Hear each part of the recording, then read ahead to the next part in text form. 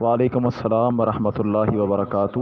سوال یہ ہے کہ رسول اللہ صلی اللہ علیہ وسلم کا فرمان ہے، من وجد ساعۃ فلم یضحی، جو بندہ استطاعت کے باوجود قربانی نہیں کرتا، فلا یقربن مصلانا، تو ہماری عیدگاہ کے قریب نہ آئے۔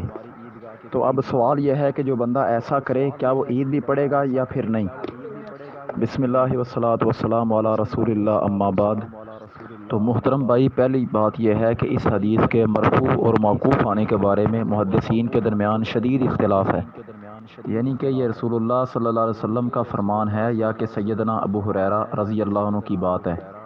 تو اس مسئلہ میں بہت زیادہ محدثین کی رائے یہ ہے کہ یہ سیدنا ابو ہریرہ رضی اللہ عنہ کی بات ہے، چونکہ وہ مدینہ کے گورنر رہے ہیں اور انہوں نے مدینہ کے رہنے والوں کے لیے یہ فرمان صادر کیا، اور اس بات کو ابن حجر اسقلانی رحمہ اللہ نے فتح الباری کے اندر جلد 12 صفحہ 98 پر بیان کیا ہے، اور اس کا موقوف ہونا راجح قرار دیا ہے۔ اسی طرح امام بیہقی رحمہ اللہ نے بھی سنن الکبریٰ بیہقی کے اندر جلد 9 صفحہ 260 پر اس کا موقوف ہونا راجح قرار دیا ہے۔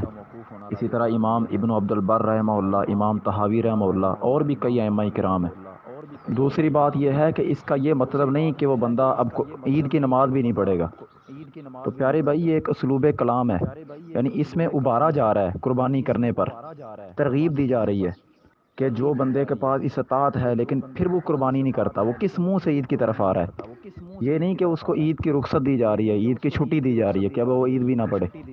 اسی طرح صحیح بخاری کے اندر ایک حدیث آتی ہے 853 نمبر پر، رسول اللہ صلی اللہ علیہ وسلم نے پیاز اور لہسن کچا کھانے کے حوالے سے آپ نے فرمایا کہ من اکل من هذه الشجرہ فلا یقربن مسجدنا، وہ ہماری مسجد کے قریب نہ آئے۔ اب کوئی بندہ کچا لہسن کھا لے اور پیاز کھائے اس نیت سے کہ اب مجھے جماعت کا نماز نہیں پڑھنی پڑے گی، تو اس کے تو 2 جرم ہو گئے۔